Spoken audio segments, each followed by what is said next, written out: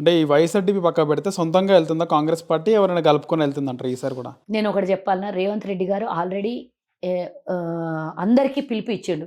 కేసీఆర్ వ్యతిరేకులందరూ కాంగ్రెస్ పార్టీతో కలిసి పనిచేద్దాం అన్నారు. పునరేకీకరణ అంటే ఏంది?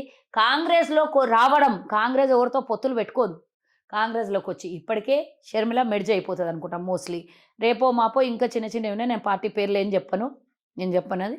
వాళ్ళు కూడా కాంగ్రెస్ పార్టీలో మెర్జ్ అవుతారు. ఇంకా అందరూ కాంగ్రెస్ పార్టీతో కలిసి పనిచేసినప్పుడు పూర్తి స్థాయిలో పబ్లిక్ అనేది అరే వీళ్ళందరూ కలిసి కేసీఆర్ని కొట్టాలి అనుకుంటున్నారు, కేసీఆర్ చేస్తున్న అవినీతిని ప్రజల దగ్గర తీసుకొస్తున్నారు కాబట్టి పూర్తి వేవ్ అనేది ఒక సైడ్ వచ్చేస్తుంది. ఒకటి ఎందుకు అంటున్నా ఇది అంటే, నేను స్వయానా కర్ణాటకలో చూసినటువంటి ఇష్యూస్ ఏంటంటే, కర్ణాటకలో ఎన్నికల వరకు ఆ బజరంగ్ దళ్ ఇష్యూ తీసుకొని వచ్చారు. ఎన్నికల వారం రోజుల ముందు మేము కూడా భయపడినాం, దీన్ని ఇష్యూ తీసుకొని వచ్చి కావాలని పెద్దగా చేస్తారా ఏం చేస్తారా అని. కానీ ఒక సైడ్ మాకు ఆలోచన ఉంది, ఇది ఏదో ప్రజలు నిర్ణయిస్తారు అనే ఆలోచన ఉండే. కానీ ఒకటైతే ప్రజలు ఆలోచించారు, మంచి మేధస్సుతో ఆలోచించారు, చాలా వివేకంతో ఆలోచించారు అక్కడి ప్రజలు. ఒకవేళ గనక మ్యాజిక్ ఫిగర్కి 1-2 సీట్లు అదనంగా వస్తే డెఫినెట్గా ప్రభుత్వాన్ని కూల్చేస్తారు వీళ్ళు, ఉంచరు. గతంలో చూసారు కదా, జేడీఎస్ కాంగ్రెస్ కొల్యూషన్ గవర్నమెంట్ అని కూల్చేసారు. ఈసారి అట్లా జరగకుండా పొద్దున వరకు కూడా వేవ్ చేంజ్ ఉండే, తెలుసా? పొద్దున వరకు వేవ్ చేంజ్ ఉండే, 10, 11, 12 గంటల వరకు వేవ్ చేంజ్ ఉండే. ఎప్పుడైతే జేడీఎస్ నాయకుడు బయటకు వచ్చి, కుమారస్వామి బయటకు వచ్చి, నేను కింగ్ని కాదు కింగ్ మేకర్ని అని అన్నాడు. కింగ్ మేకర్ కాదు కింగ్నే అన్నాడు. అన్న తర్వాత అక్కడ ఉన్నటువంటి ప్రజల్లో ఒక రకమైనటువంటి ఆలోచన వచ్చింది, ఓహో కింగ్ మేకర్ కింగ్ అంటే డెఫినెట్గా మళ్ళీ కాంగ్రెస్ని కూల్చే ప్రయత్నం బీజేపీ జేడీఎస్ కలిపి చేస్తుంది కాబట్టి ఇద్దరికీ పూర్తి మెజార్టీ ఇవ్వకుండా అత్యధిక మెజార్టీ కాంగ్రెస్కి ఇవ్వాలని ప్రజలు 95% ఓటు ఎవరైతే ఆలోచించారో ఆలోచించకుండా పోయి ఓట్లు గుద్దేశారు. సాయంత్రం 5 తర్వాత ఏ ఓట్లు అయితే పడ్డాయో 100% కాంగ్రెస్కే పడ్డాయి. అట్లా అంటే రేపొద్దున ఎన్ని వేషాలు వేసినా, ఎన్ని రకాలుగా ప్లాన్ చేసినా కూడా కాంగ్రెస్ని దింపే స్థాయికి వీళ్ళు చేరుకోవద్దు అని వీళ్ళకి 64, వాళ్ళకి 16, రెండూ కలిపితే 78. అవి వాళ్ళు ఏం పీక్కున్నా కూడా ప్రభుత్వాన్ని కూల్చలేని స్థితికి తీసుకొని పోయారు. డెఫినెట్గా తెలంగాణలో కూడా పూర్తి స్థాయిలో కాంగ్రెస్ పార్టీకి మెజార్టీ ఇచ్చి ఈ కేసీఆర్ బీజేపీ కలిసి డ్రామా హంగొస్తే, నేను అదే చెప్తున్నా, నేను చెప్పింది వినకుండా మళ్ళీ క్వశ్చన్ చేస్తావు ఉంది కదా.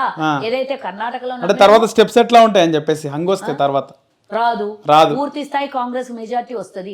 ఎందుకంటే ప్రజల్లో ఉన్నటువంటి ఈరోజు విశ్వాసమే కానివ్వండి, ప్రభుత్వం మీద వ్యతిరేకమే కానివ్వండి, 2 రకాలుగా కాంగ్రెస్కి ప్లస్ అవుతుంది. ఇంకోటి, మేము తెలంగాణ ఇచ్చినాం, మాకు ఒక అవకాశం ఇవ్వండి అని కాంగ్రెస్ అడుగుతోంది.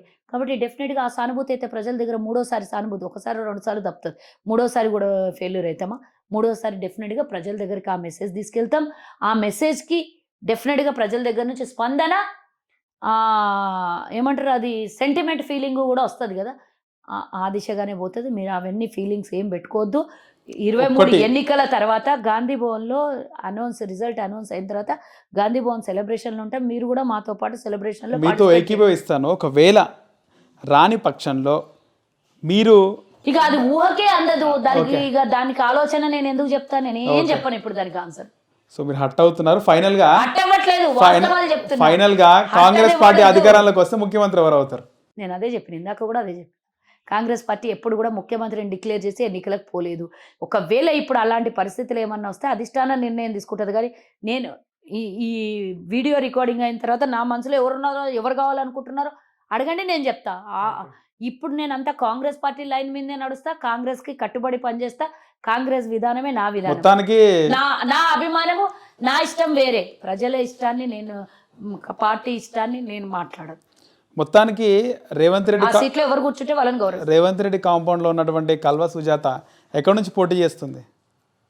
తాండూరు కాంపౌండ్. తాండూరు నుంచి పోటీ చేస్తారు. అయితే కాంగ్రెస్ పార్టీ కాంపౌండ్లో ఉన్నాను నేను, రేవంత్ రెడ్డి గారి కాంపౌండ్ కాదు. అంతే అంటారా? ఎస్, బరాబర్.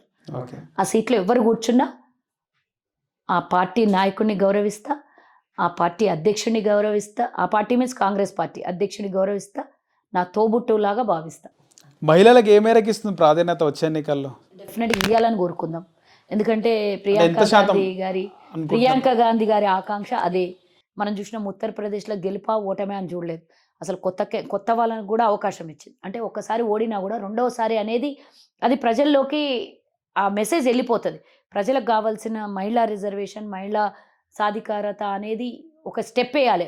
గెలుపు ఓటమి అనేది సెకండ్. ఫస్ట్ స్టెప్ వేస్తేనే కదా రెండో అడుగు పడుతుంది. కాబట్టి మొదటి అడుగు అంత పెద్ద రాష్ట్రాల్లోనే సాహసం చేసింది ప్రియాంక గాంధీ. ఇప్పుడు కూడా డెఫినెట్గా తెలంగాణలో కూడా మినిమం ఒక 20% మహిళలకు ఇస్తారని ఛాన్స్ ఉంటుందని నేను అనుకుంటున్నా. రైట్ అండి, ధన్యవాదాలు. హాయ్ ఫ్రెండ్స్, మా టుడే టుమారో యూట్యూబ్ ఛానల్ చూస్తున్నందుకు చాలా థ్యాంక్స్. మరిన్ని లేటెస్ట్ వీడియోస్ కోసం వెంటనే సబ్స్క్రైబ్ చేయండి. అలాగే ఈ బెల్ని కూడా రింగ్ చేసేయండి. మా నోటిఫికేషన్స్ అన్ని మీ మొబైల్లో వస్తాయి. అలాగే మా వీడియోస్ మీకు నచ్చితే లైక్ చేయండి, షేర్ చేయండి, నచ్చకపోతే కామెంట్ చేయండి.